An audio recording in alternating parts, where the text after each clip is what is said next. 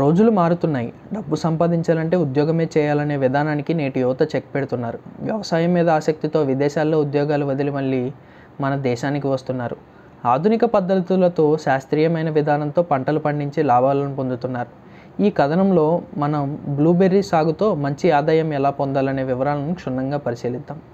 ఒకప్పటి నుంచి పండిస్తున్న వరి, రాగి వంటివి మాత్రమే కాకుండా కూరగాయలు, పండ్లు వంటివి కూడా టెక్నాలజీ ఉపయోగించి పండిస్తున్నారు. ఈ నేపథ్యంలో భాగంగానే డ్రాగన్ వంటి విదేశీ పంటల విషయంలో కూడా నేర్పు ప్రదర్శిస్తున్నారు. ఇక చాలామంది అనేక ప్రాంతాల్లో ఇప్పటికే అమెరికన్ బ్లూబెర్రీ సాగు చేస్తున్నారు. అనేక పోషక విలువలు కలిగిన బ్లూబెర్రీని ఎక్కువ మంది కొనుగోలు చేయడానికి ఆసక్తి చూపుతున్నారు. దీంతో కొన్ని ప్రాంతాల్లో కేజీ 1000 వరకు విక్రయిస్తున్నారు. అమెరికన్ సూపర్ ఫుడ్గా భావించే ఈ బెర్రీస్ ప్రపంచవ్యాప్తంగా అధిక డిమాండ్ పొందుతున్నాయి. మన దేశంలో వీటి ఉత్పత్తి చాలా తక్కువ కావున అమెరికా నుంచి దిగుమతి చేసుకోవడం జరుగుతోంది. ప్రస్తుతం మన దేశంలో పండుతున్న విదేశీ పంటల్లో అమెరికన్ బ్లూబెర్రీ ఒకటి. దీని సాగుతో అధిక లాభాలను పొందవచ్చు.